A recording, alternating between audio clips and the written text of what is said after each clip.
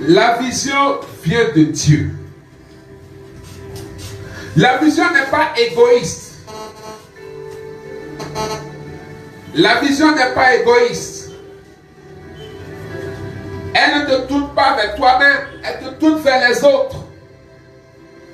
Parce que quelqu'un qui a une vision est caractérisé par un mot: servir. Servir.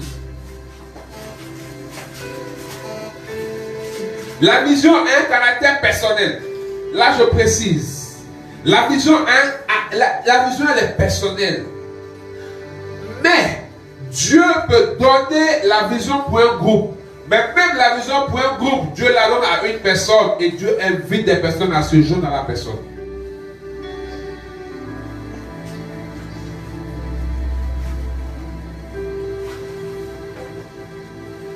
Parce que les hommes, c'est pas quelqu'un qui allait te dire ce que tu dois faire.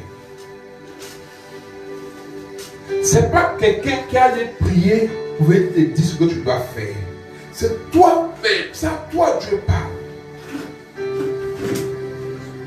Dieu peut utiliser des personnes pour te mettre sur le chemin, pour t'orienter.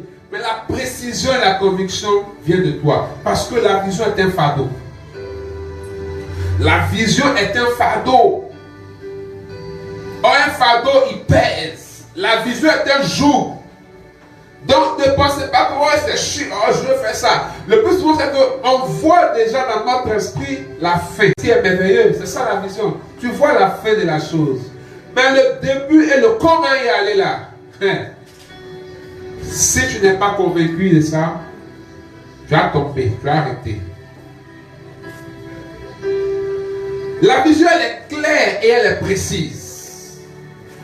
Tu vois là qui dit que j'ai une vision. C'est quoi ta vision? Je prends le cas spécifique de l'œuvre de Dieu. Mais la vision, parce que l'œuvre de Dieu, là je parle de la vision de ta vie. Mais je prends le cas pour que vous compreniez. C'est quoi ta vision? Ma vision, c'est de prêcher la parole. Aïe. C'est quelle vision là? Ma vision, c'est d'enseigner la Bible. Non, la vision est précise. Parce que c'est prétentieux. Toi, Dieu te donne, toi, dis-le, toi, tu es le maestro de la parole de Dieu. Tu enseignes toute la Bible. C'est faux. La vision, elle est claire et elle est précise. Tu sais ce que tu dois faire, le quoi. Quand tu dois le faire. Comment tu dois le faire. Où tu dois le faire. La vision s'inscrit dans un temps. Il y a un moment pour commencer, il y a un moment pour terminer. C'est pourquoi tu n'as pas tout le temps. Dis ça à quelqu'un. Ce n'est pas lié à l'âge. Donc ici encore jeune. Tu sais quand Dieu va commencer avec toi, dans le projet informatique que tu as, dans le projet agricole que tu as. Donc ici j'ai tout le temps. Tu n'as pas le temps.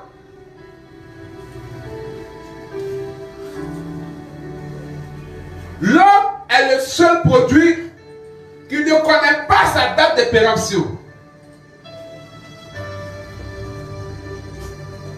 L'homme est le seul produit qui ne connaît pas sa date de péremption.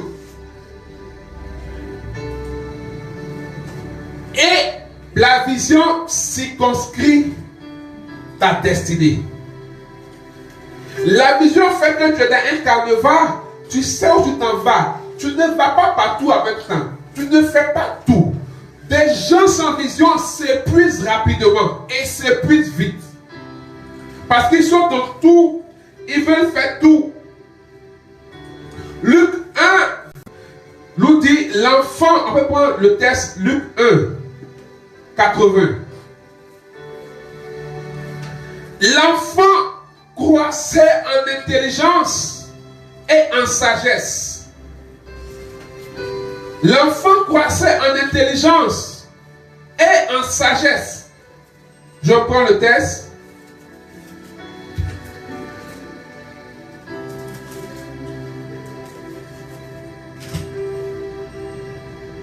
Cependant, l'enfant grandissait et son esprit se fortifiait.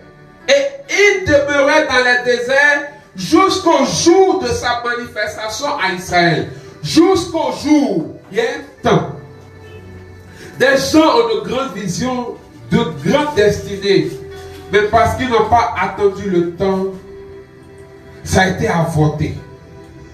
Ou ils ont rencontré des difficultés à telle enseigne qu'ils ont été découragés. Frères et sœurs, le temps a 3 caractéristiques. Le temps, il est périssable. Le temps, il est indispensable. Le temps, il est irremplaçable. Ce que tu dois faire aujourd'hui, si tu ne le fais pas aujourd'hui, demain tu peux le faire, pas de problème. Mais ça n'aura pas le même effet et la même force. Il faut savoir vivre dans ton temps. La vision est caractérisée par la force et l'empressement. Philippiens 3, verset 14. Paul dit, je cours les yeux fixés sur le but. Vous voyez, je cours les yeux fixés sur le but. Il n'a pas le temps, il ne marche pas, il court. Parce que la vision met en nous un zèle, un empressement. Mais nous, on paraît dans tout ce qu'on fait. Un projet naît dans ton cœur. Tu vois, par ton temps, à réfléchir, à trouver les big maps. Moi, je ne comprends pas les gens. Et ils ont toutes les justifications pour ne pas se mettre en mouvement. Mais aujourd'hui, je vais t'aider à être découragé. Remarque bien, quand Dieu donne un projet, il met un projet dans ton cœur, il donne le même projet à 9 personnes. Et celui qui sait être dans le temps, c'est lui qui le réalise. Regarde, combien de projets, combien de visions tu as eues, mais tu as traîné. Pendant que toi tu prends ton temps, tu vois quelqu'un qui va commencer à faire. Tu dis, ah, ils ont volé mon projet. Personne n'a volé ton projet. Ce n'est pas ton projet, c'est le projet de Dieu. Dieu a besoin d'embellir la terre. Dieu a besoin d'aider les gens. Et il utilise ceux qui sont prêts. Il utilise ceux qui sont disponibles. Il utilise ceux qui ont un repentant. La vision dépasse le visionnaire, lui. Pourquoi? Parce que celui qui donne la vision, c'est Dieu. Et quand la vision vient, tu as toujours l'impression d'être incapable, tu ne peux pas le réaliser. Lui, la vision n'est pas à ta dimension, mais à la dimension de celui qui donne la vision. Donc la vision sera toujours plus grande que toi et tu te sens toujours incapable. Pourquoi? Dieu crée cela pour que tu aies toujours besoin de collaborer avec lui pour la réalisation. Pour que tu ne puisses pas te vanter d'une gloire et tu ne marches pas dans l'indépendance, dans l'égoïsme. Mais pour que tu comprennes que c'est lui qui crée en nous le vouloir et le faire. Tu dois vouloir t'associer, tu dois t'associer. Impérativement collaborer avec lui pour le succès de cette vision. La vision est toujours grande. Et elle paraît même souvent irréalisable. Elle paraît un rêve. Vous savez, ceux qui ont fait l'avion quand ils commençaient, des gens ont dit qu'ils étaient fous.